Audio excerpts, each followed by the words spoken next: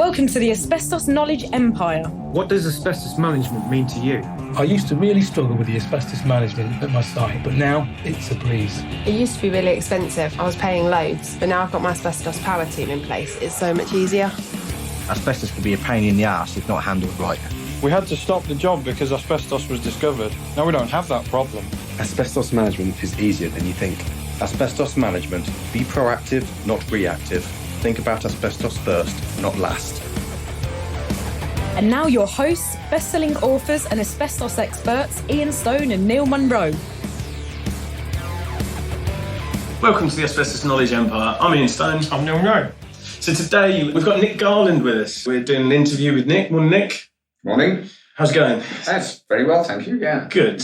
So, we'll just dive straight in. So do you want to tell us a bit about yourself and your career so far? Okay, yeah. I mean, I've been in the asbestos industry since the early 90s. Around about 92 I first started, and I started off as what used to be called a pump jockey. I was the original 4 clearances a day analyst, going from one to the next, which is difficult to comprehend how you can even get 2 nowadays. Mm-hmm. What attracted you to the industry in the beginning? The recession, I suppose. I came back from travelling abroad to the massive recession that was in the early 90s. Yeah. And there was no work available at all. And at the time, the government had this cunning wheeze that you could do a business management course. And at the end of that, the local industries would get you for 3 months for free. You still claim the dole, but they wouldn't need to pay you. Okay. And my future employer fell off a ladder and broke his leg in 3 places and needed a gopher. I'd never heard of asbestos at that point at all. Yeah. Yeah. And so you're a green locker, all of us. Every single person. I'm yet to speak to somebody who says, I always wanted to be an asbestos consultant. Or I had XY knowledge before. Yeah. And then I came into industry. And you've always spent the first 6 years of that trying to get out of that into sort of a branch of environmental consultancy and typically failing. So that was pretty much me, really. Yeah. But, it's the same as us. Yeah. So predominantly you started as an analyst then? And I was very lucky because I started off at environmental evaluation, which, has been bought out now since, but, there's nobody more honourable in the industry. So as a starting point in the industry, it was absolutely fantastic because, yes, I was going from enclosure to enclosure, but so did everyone back then. Yeah. But, just the integrity that was built in to environmental evaluation was absolutely great standards, morally upright people, and it was the best start, really. Good.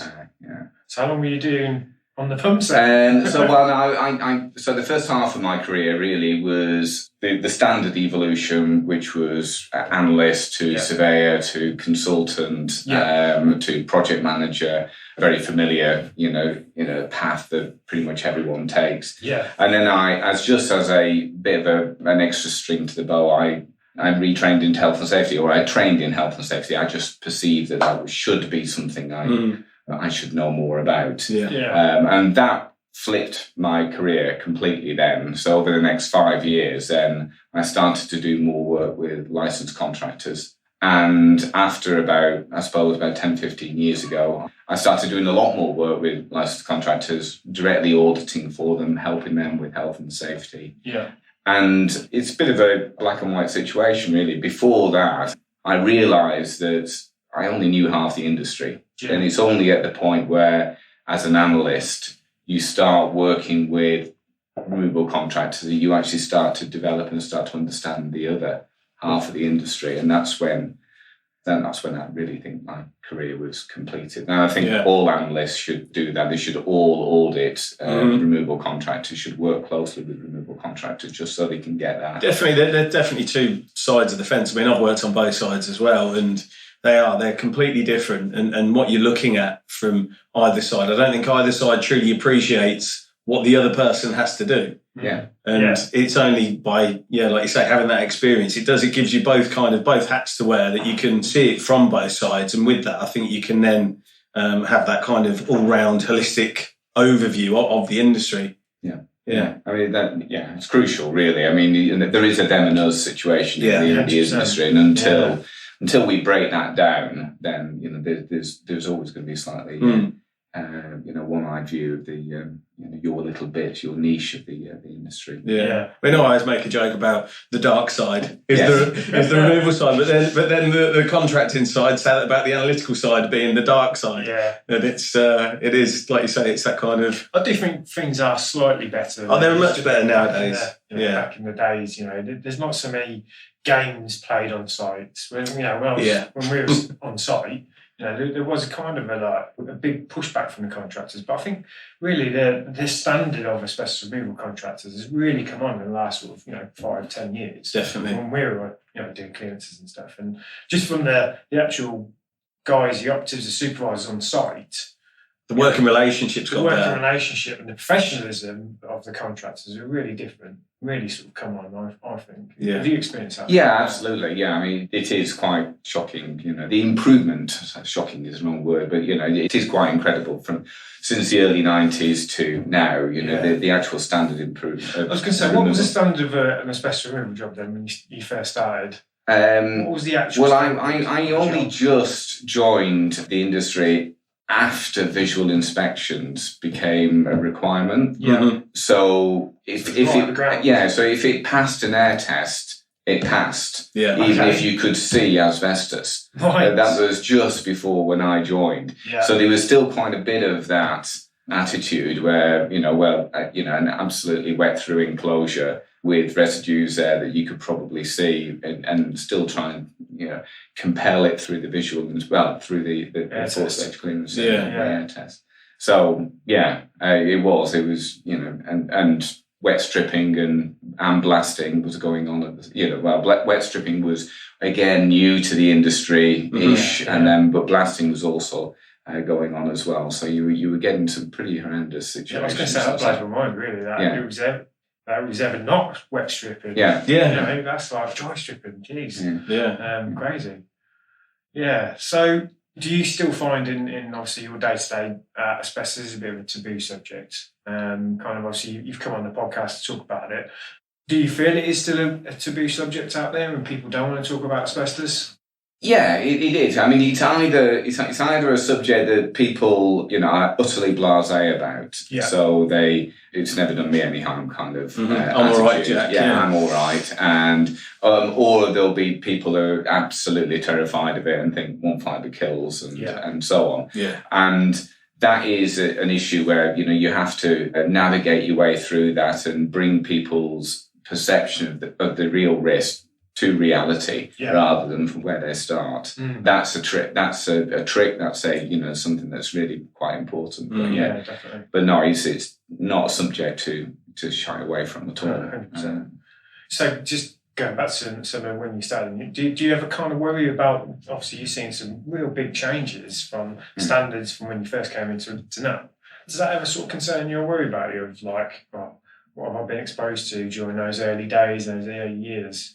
You ever sort of think about that? Because it used to really play on my mind. Yeah. And again, I suppose it's a little bit of complacency, and that's I think why asbestos is quite a bit of an issue. It is always that latency because you're not going to find anything, or you're not going to feel anything when you're first exposed, and there is that latency period, and you kind of get used to that, don't you? Like you go on a job, you feel okay, you walk away. That's it, because that's where. Us as a licensed industry is different to the others that can kill you instantly. So if nuclear goes wrong, you're dead. Yeah. Explosive, if they go wrong, you're dead. Asbestos, it's still possibly, but because there is that latency, I do think, people are. You don't see it as an immediate. It's not that instant thing, is it? No. Yeah. Yeah, I mean. Does it ever cross your mind? Well, yes. I mean. Over the years. An early job that I dealt with. Is that one where you think, if I'm ever going to get it started? Yeah, and that was. It was also at the. It was at the same time as the PETO report came out with talking about the protection factor of mass, and it went from 2,000 to 40. So that was an obviously massive drop. That's unbelievable.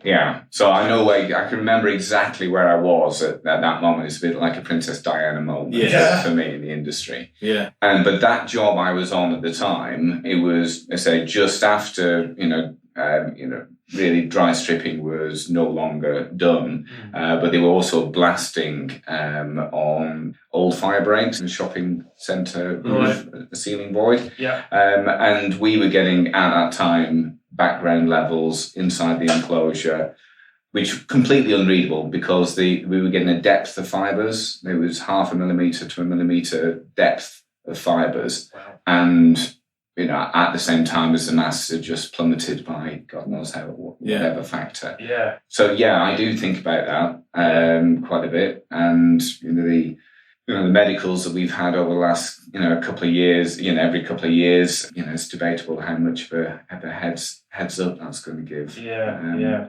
I am though encouraged though the advances in treatment. Because we have Mavis and I, first person to go into remission. And the treatment of cancers now is, I was at a conference a little while ago, and where they were talking about there's no point in writing a textbook now on treatment of cancers, because before you get it to the publisher, never mind on the shelves, it's out of date. It's completely changed. So the advantage is massively encouraging. It really is. The fact that they have a handle on mesothelioma is, for us in the industry, I think it's hugely encouraging. Just off the question off that, do you know any colleagues that you worked with or anything like that in the industry have contracted anything? Asbestos-related diseases? I don't personally know anyone who's contracted mesothelioma other than Mavis. And within the industry, no. I mean, you kind of never hear about those sort of things, do you? It's not. I'd be interested to see the stats, but I don't think anyone's ever sort of gathered that information, have they? But so was that kind of the worst thing that you'd seen on that job? Yeah, that was by far the most shocking thing, because said not only was it shocking, but it came at a key time in the industry as well, when just for our listeners' point of view, when you're saying you're measuring how much fibre, the depth of fibres on the filter, that should never be the case. In today's standard, that you're looking at depth of fibre. No, exactly. When we're fibre counting, discoloration of the filter because of fibres on it is crackers. Horrendous. Absolutely. Just discoloration. If you look at it and you can see what looks like a fine sheen of dust, would mean you would not be able to read that. That would be a shockingly high reading. So this itself was, unbelievable. Billions of fibres rather than the 20 or so. It wasn't just 20 on that one, was it? No. Jeez. Excellent. Okay. So that was kind of the worst thing. Is it? What do you think would be the best, or an example of something where is a good thing within the asbestos industry? Well, I suppose really what I think often we think about asbestos removal from the wrong angle, a slightly a slightly blinkered approach. So as professionals, we tackle asbestos removal and we look at the asbestos that we've been commissioned to actually remove and deal with that risk, deal with the risk from that particular hazard fantastically well. Yeah. But unfortunately, I think we're a little bit too blinkered on that. We don't look at the broader case. And you said, like you mentioned before, other industries will kill you, very quickly. Well, asbestos removal has an awful lot of those issues all tied in with it. Working at height, there's confined spaces, there's heat, there's so many more hazards that will kill you quite quickly with an asbestos removal job. And I find that we often just deal with the asbestos and don't tackle those. Don't look at those other risks. And so as a classic example, I look at loft spaces. Often loft spaces are a small amount of asbestos risk. Might be a bit of AIB debris, might be a panel, a single panel up there, might be a little bit of asbestos and insulation residue, but fundamentally controllable small risk. We have a narrow access point, imperfect seal, and what do? We put the negative pressure unit at the bottom, 3-stage airlock, and a roving head up into the void so we can control the airflow, perfectly. So access and egress a nightmare. You've got the fall from height risk. So you've got a fire in the building. You block the one access point. If you've got if it's in the summer that loft is an official confined space. Yeah. So you've got sudden chance of death from heat stroke. Yeah. And we've put a roving head in there. So it's not in the manuals anywhere. No. But, we should be harnessing that leaky roof. Just roll the outside flap down and have the robust pod built, and you've got your negative pressure unit drawing from the eaves and through the tiles. Yeah. So you don't have any of those problems. You've still managed the asbestos risk, and yet you haven't actually transformed the other risks into really quite scarily high. Yeah. And we don't think like that. And No. asbestos contract managers are often quite nervous about going beyond their brief of asbestos, thinking about these other hazards, because they aren't, in an awful lot of cases, they're not trained. No, exactly. They've got the skills that a lot of the time they've come up from the tools. They know how to remove the asbestos itself safely, how to do that safely. But like you say, it's all the other elements about it. Yeah. I mean, I know the HC tried to tackle it slightly with the change in the ASB 5 notification, where they requested the additional kind of are there other risks section. But again, what I found in my experience are, again, they're kind of sometimes a little bit scared to put other things down because, if I put that down, then that's a flag to the HSE that they're going to want to come and visit the site, and I don't want them at my site, kind of thing. Yeah. Do you think that some like cost thing is influenced by that? It's kind of like, if I price a job like that, I ain't going to win it, am I? Yeah. Do you think that's something it comes into account as well? Inevitable, because if to do it right. To do it right, it's going to cost it could cost, and you're concerned that the next person quoting isn't going to do it right, kind of thing. Yeah, which is a standard across all sort of construction trades, isn't it? Yeah. The person that wants to do it always right doesn't always win the work, does it?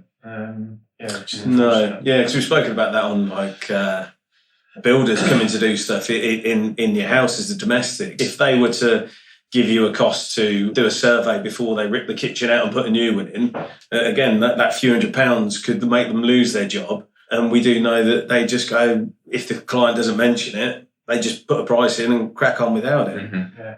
That is how many workmen have you had round your house to ask, have you had an asbestos survey, or have you checked that or anything like that?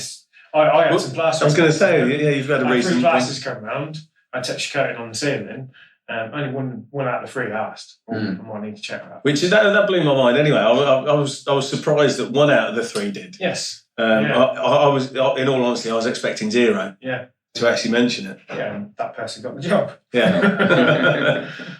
Okay, so that's the best thing. And is there a strange or sort of weird thing you've seen with regards to asbestos? An unusual sort of like incident over your career that's kind of made you think, oh, that was a bit strange. Or an unusual place it's been found. Yeah. What's the weirdest thing that you've seen, like asbestos-wise? I don't know what my answer would be or incident or anything like that. Well, I mean, the fact that it was used anywhere and everywhere, from cigarettes to gas masks to, the early part of my career, it was, good Lord, it's in toilet systems as well. Yeah. So that's obviously a bit of an obvious one now. But, back then it was, it's in there as well. The mortar on the plasters or the glue for tiles now, where essentially, it's just coming in. Yeah, marble. And, with marble, okay, it's perfectly safe as a piece of marble, but I'm not entirely sure how safe it would be for the people who are processing it. And definitely. Whatever you to get it how you want. And, just the very fact that it can still get imported into the country. Yes. Machine parts from China where 10% asbestos is officially non-asbestos. Yes. Asbestos free. They put stickers on it, label it up. Exactly. So it is, it is just forever coming up because it was the miracle product that.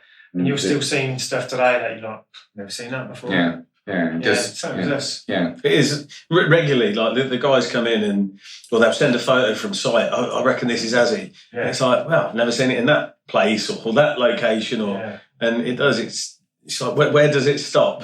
Yeah. So what's if you're kind of speaking to somebody who really didn't know anything about asbestos, what's kind of the golden nugget bit of advice you'd give them with regards to asbestos? Well, as a client, you become educated, understand the subject a bit more, because the real danger is that it's a complex, expensive subject. The regulations are second only to nuclear in the industry, and it's much too often a problem that we give to somebody else to solve. Yeah. And at that point there, you're exposed to being taken advantage of, or being given a solution that's not the solution for your problem. Yes. So it's understanding the subject. Most big clients really should have somebody with P405 in-house that actually understand the subject. So at the very least, they can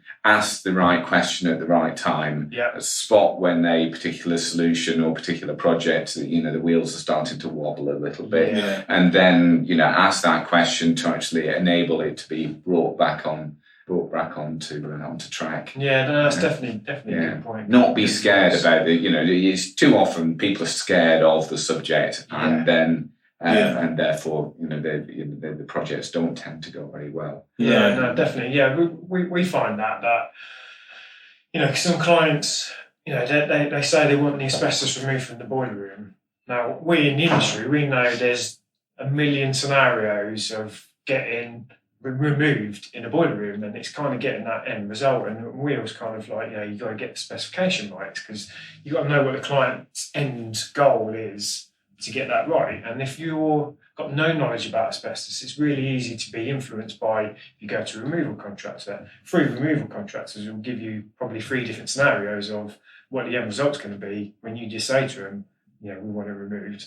I want it removed, or I want it safe, or what does that actually mean at the end goal and the managing of it going forwards and things like that? It's like you say, people can be left, a whole project can be done, and then they're left with something that, if it was thought about slightly different, they wouldn't have that issue anymore. And that presents its own problems on their site going forwards. Because you're often not solving the problem they want solving. So as a consultant, you come to it. They don't articulate the problem to you, and so therefore you are solving something else entirely. Yes. And 6 months later, the encapsulation you put on the wall has been retested by somebody else, and lo and behold, they found a few fibres underneath the encapsulation, and it's you didn't clean my boiler room.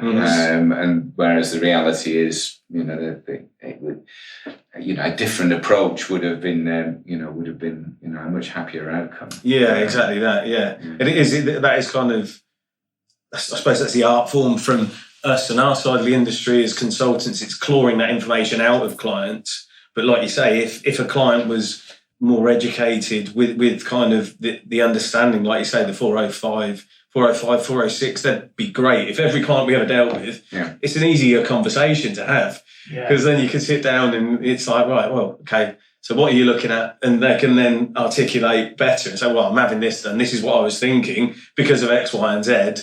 And it kind of throws in not just the asbestos, but what the end goal is and what was the issue that the reason the works are being done from the start, definitely.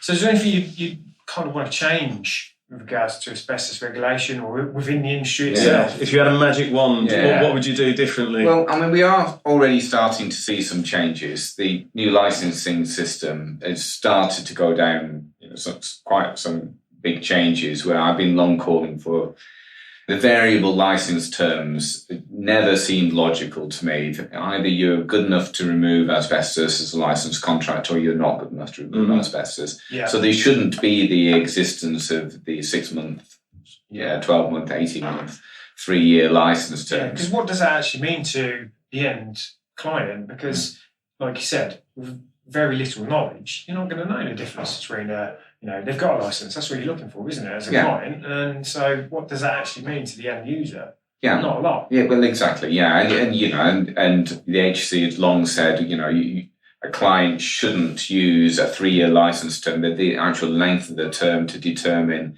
quality at all. But as a client, you think, well, why not? You're obviously nervous, so why can't we? But kind of thing.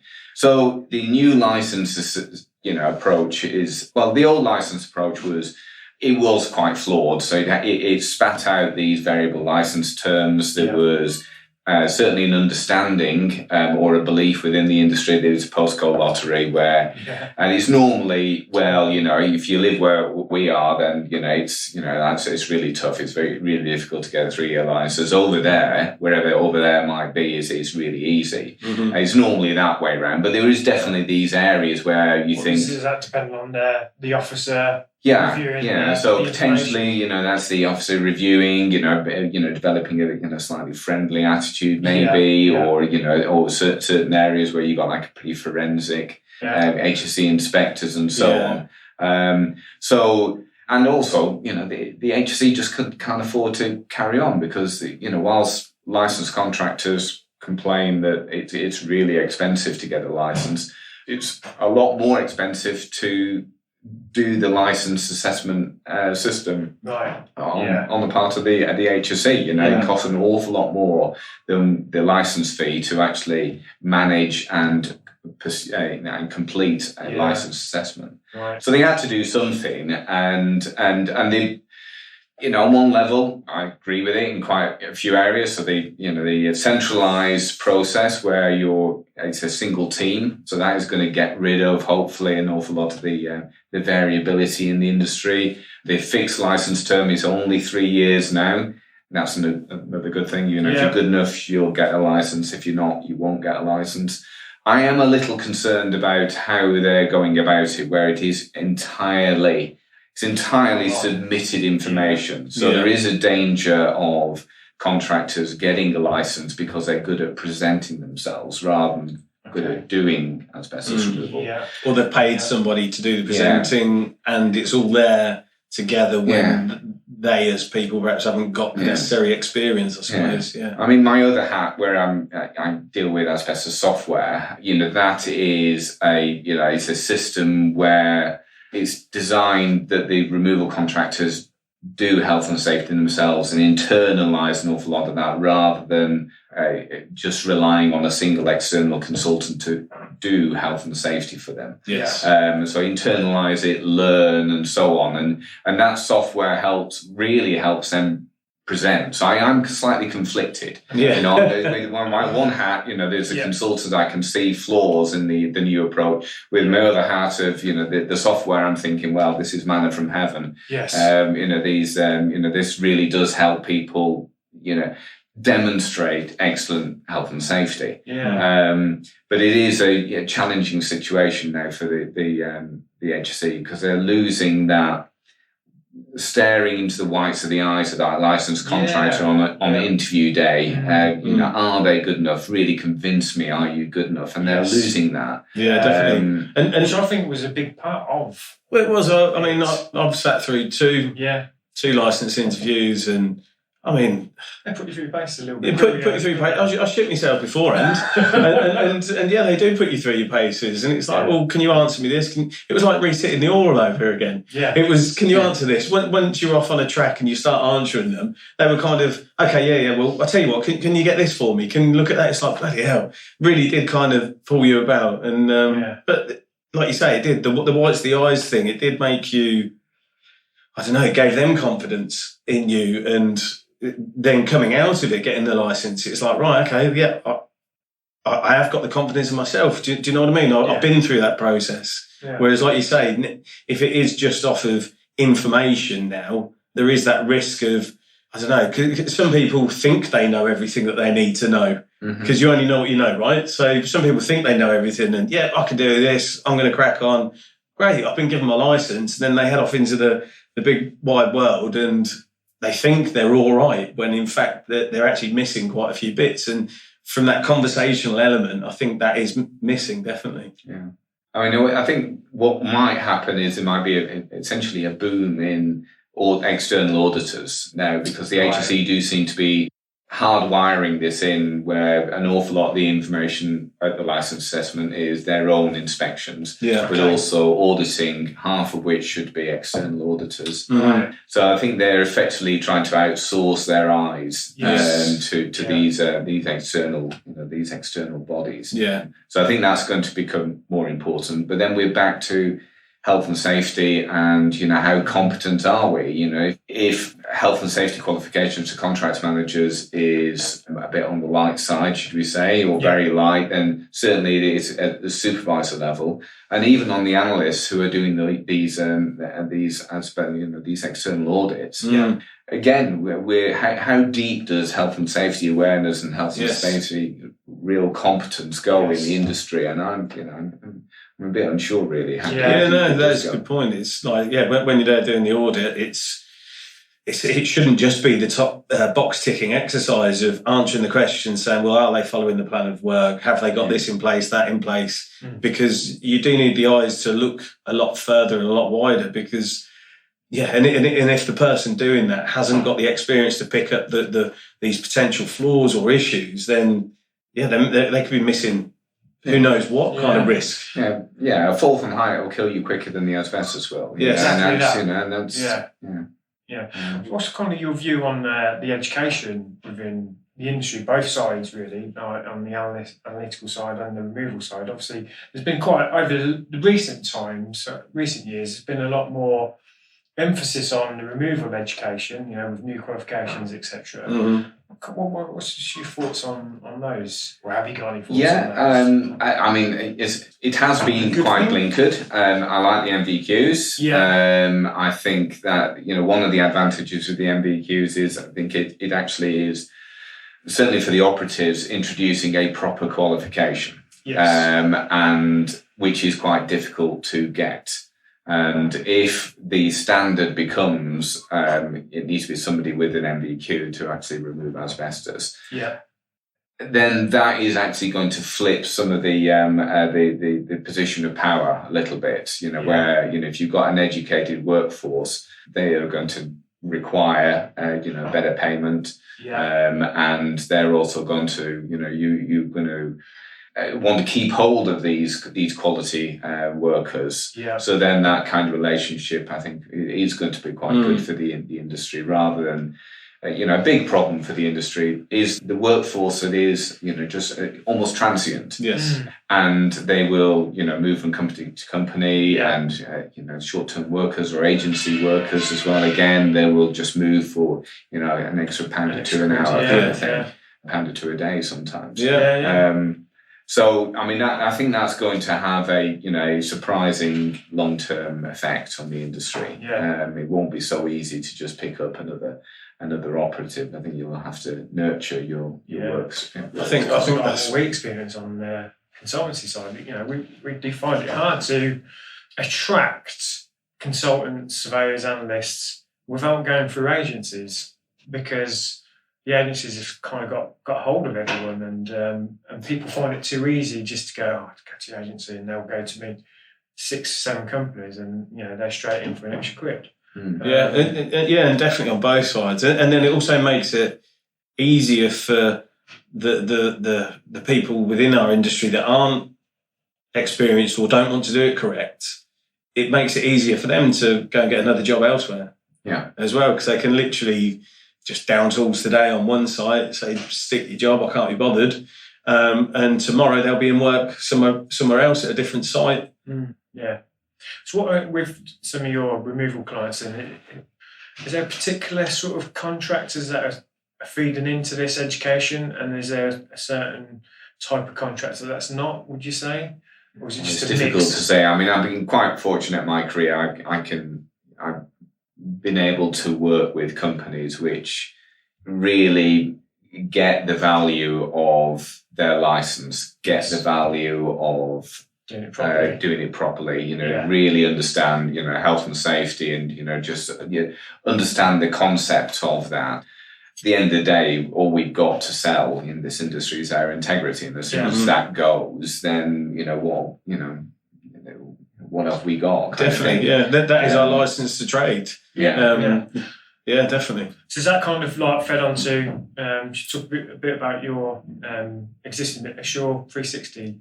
Is that kind of what sort of made you get into that? Is, trying to help contractors pioneer standards? Yeah, I mean, it started effectively because I still work for half a dozen different removal contractors as a part-time embedded health and safety manager, essentially. Yeah. So it's a systemised approach to what I've been doing over the last 15 to 20 years. Yeah. But as soon as, it's a series of apps and a database and so on. So the apps just gather information and the database slices it up and presents that information to the user, so they can make sensible decisions. So as soon as it was it was complete and it was there, it became obvious that actually the gathering of the information is relatively easy and secure to do now, and the reporting enables that the contractor to really see what is important and therefore start to make decisions. So I think it's been, a good addition to the industry in the fact that it allows that removal contractor to do a lot more of the health and safety management themselves rather than outsourcing it to a single external consultant to do health and safety. I think internalising it. And then you can even then extend it from that. It doesn't have to be just a contracts manager or somebody who does health and safety within the company. Yeah. It's supervisors, they can be doing auditing and they already do auditing. They just don't realise it. That pre-start check that they do. Yeah, they do. It's just not documented. An audit. The contracts managers attend the site and make sure that those trip hazards are now sorted out. That was an audit. He hasn't documented it, but that was an audit. Yeah. So it enables them to actually process all of that information. And as soon as everyone within an organisation is doing health and safety, it's to the forefront, isn't it? Yeah, it is. Then everyone starts to think about it, all of the time, and it starts to really develop the safety culture. Yeah, exactly. It builds a culture within the industry rather than it being, somebody else. Nick takes care of that. Afterthought, got an issue, Ken. We have to, do you know what I mean? Outsource it or whatever. Get Nick in.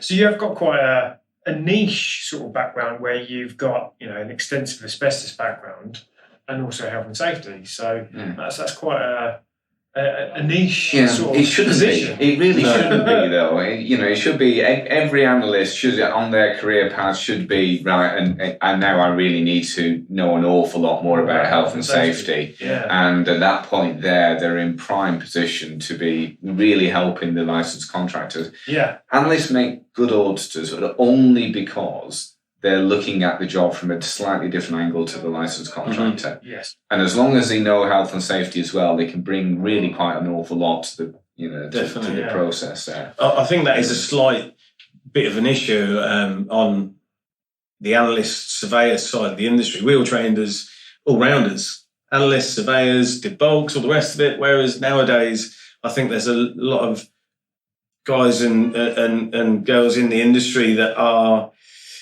they're just on one path, which is just an analyst, just a surveyor, which there isn't a problem with that. But I think it helps when you have wore the different hats within the industry, because, I don't know, when you're an analyst doing an enclosure clearance, if you've got the surveying experience, you kind of know that a little bit more, the kind of the real nooks and crannies and the real little places that you perhaps don't know where to look, and vice versa. Yeah, they all bleed into one another, and definitely that's adding to what I've said on previous podcasts about it. Like that, throw the health and safety in there as well.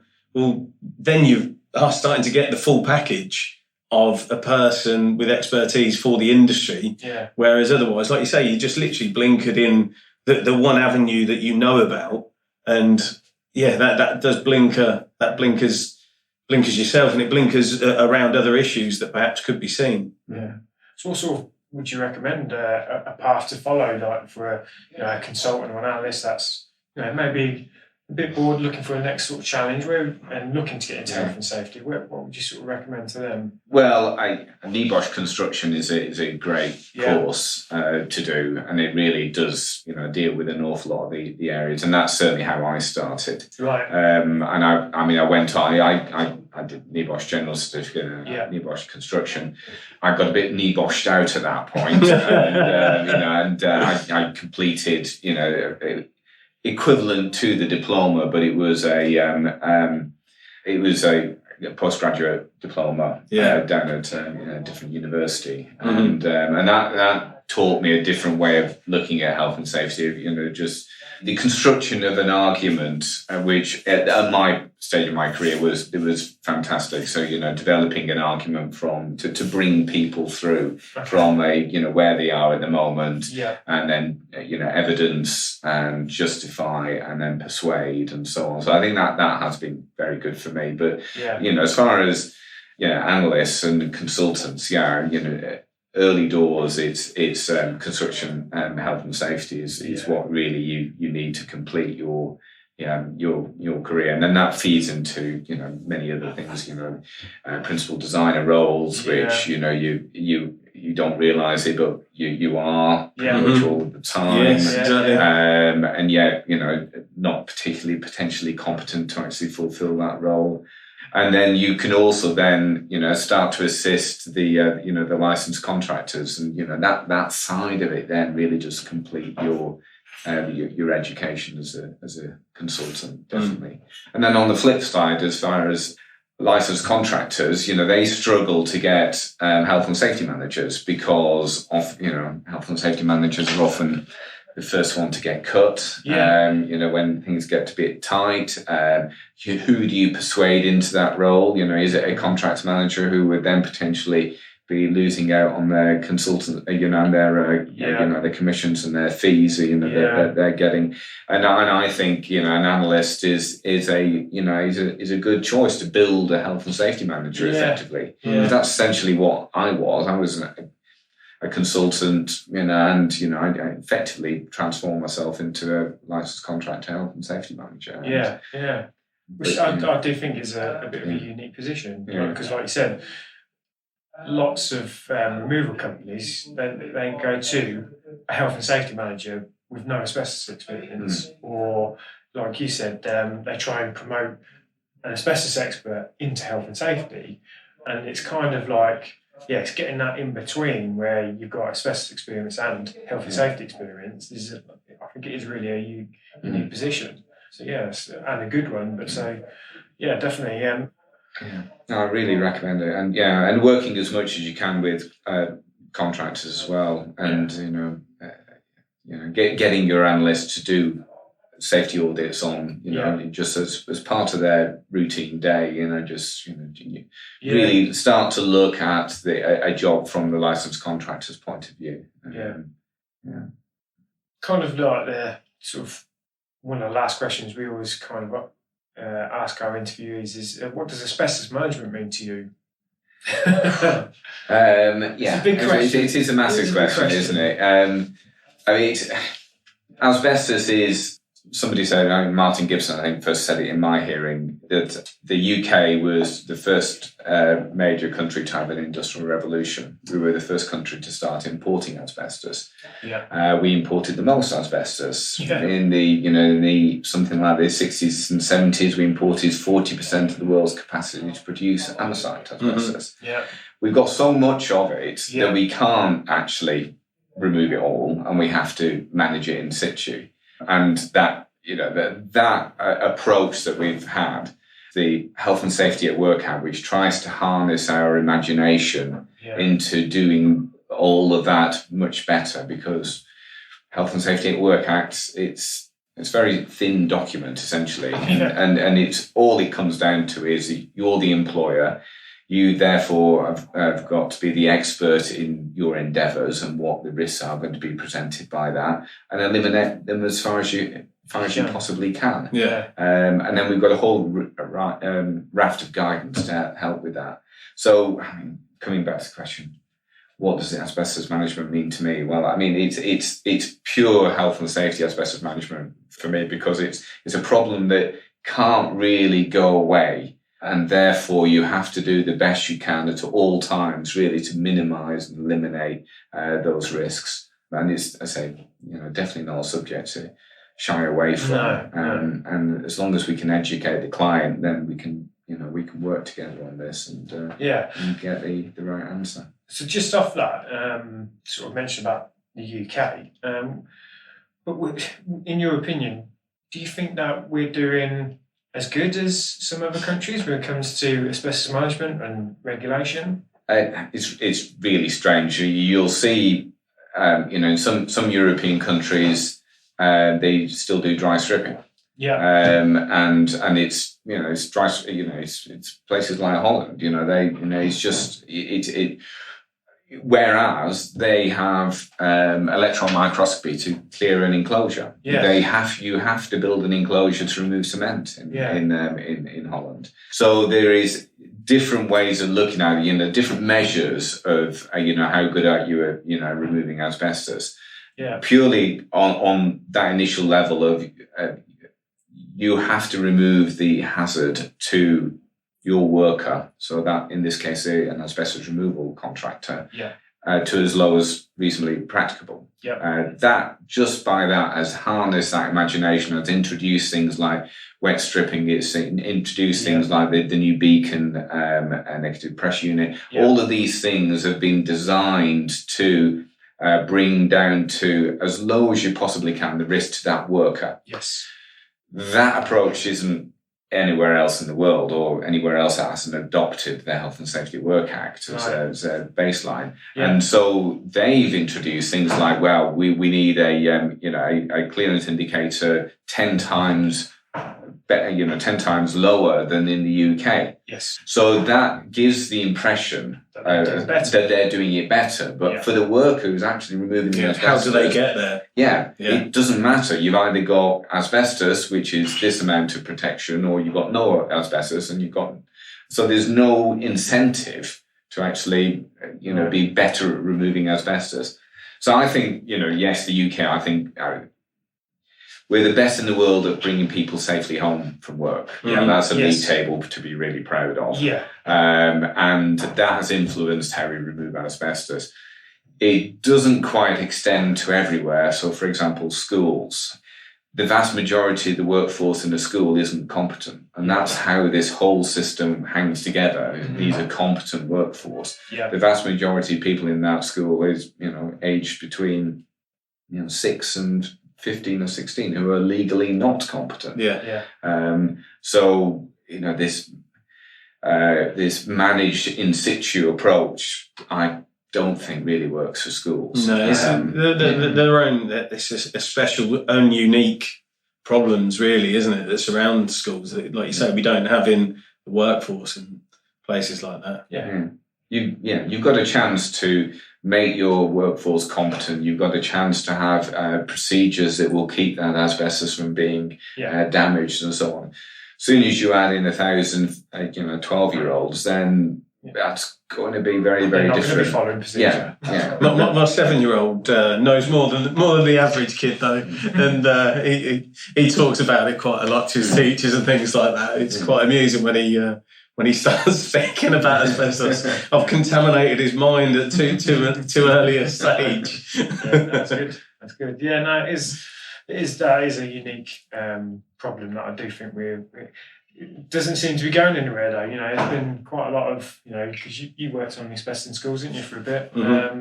And sort of falling on deaf ears. Every now and again, it gets a little bit of publicity, doesn't it? But never took real big traction. And I mean, the arguments that we were having when I was part of the steering group back in 2010 to 2013 are the same arguments that are still being put forwards now. I mean, there's been like a slight little resurgence in the news recently about it. A think tank's got on top of it again and is pushing it as a subject. But it's never, for me, it's never kind of bolstered the true things around asbestos in schools and actually solved those issues and solved the problems in any proper sense. And it's kind of from government change to government change and personnel change. It kind of stays bubbling on the surface. It never gets pushed away or sorted. It all comes down to money at the end of the day, doesn't it? I think that's why the government doesn't want to take it on, because they know it's going to be a massive expense to actually deal with that situation. I think it's probably going to have to come the other way around, where it's demanded by the parents. Yes. Yeah.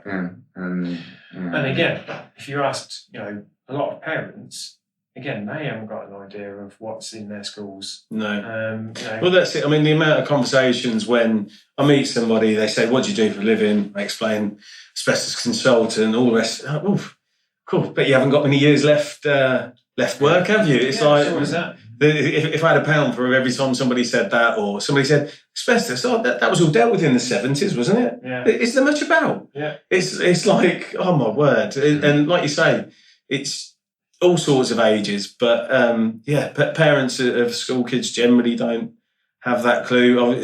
And it's not in the news as much as like safeguarding kids. Yeah. And it all falls under that. Like I don't know, when you go and look at the school for your child to go in, you would look at the security around the school. What fences have they got? They've got a push button, the kids can't get this, that, and they kind of explain all around that. But again, asbestos is a big thing, but it's never thought about or looked about or said about, again, because it's kind of back to the taboo subject. I don't want to admit that we've got asbestos at school, because then, well, nobody's kids want to come here. But the amount of schools in the UK that have asbestos is astronomical. Yeah. I think we need a hidden killer campaign for schools. Yes. That's it. That was a great, piece of marketing, in education by the HSE. Now they haven't got the money, but to do anything else. But it's like, what's your kind of opinion on Reg 4 as well, like duty to manage? Again, we still experience on a day-to-day basis of clients coming to us going, "I never knew about this. Apparently I've got to do something." Because it's been around since 2002, isn't it? And enforced 2004, and still today in 2020, people are only just finding out about it. Yeah. How many other people out there don't know about it? And again, it's a regulation that has been in place that's not complied with. And when you compare that to the GDPR, everybody knows about that. Everybody's kind of been through a rigmarole and you can't send them. I can't send an email. I can't do this. I can't do that. Oh God! Personal details. At the end of the day, when you look at it, nobody's going to die if an email gets sent to you by mistake. But Reg 4, on the other hand, if that's not being complied with, well, people are being exposed, and we know what that leads to. Yeah. Yes. I mean, it's astonishing how it's still out, and the amount of asbestos awareness courses that aren't done. Yeah. It is, just sort of the low level of education and awareness is still a struggle, and it's just something we've got to keep keeping right. Yeah. Certainly with schools, I think I think the only way it's going to change is from bottom up rather than top down. I mean, in Belgium, they did an interesting where they really advanced the regulations and aiming for asbestos free and things like this. Yeah. And the way that they went about that was slightly different. So, they approached and they addressed all of the key stakeholders first, and then went to the politicians essentially. So it was almost a done deal by the time it actually came to the politicians. Politicians had to agree with what was already in place. It was, because you'd be mad not to, kind of thing. And then money was made available and so on, and it was, and it was dealt with. Right. And, sometimes think we go about it slightly the wrong way in this, in this country. And we want change. Yeah. Excellent. Nick, some golden nuggets in there. Thanks for joining us today. It was excellent. I really liked that. There was some really good information in there. Yep, thanks Nick. Hope you enjoyed that. Remember, asbestos first, not last.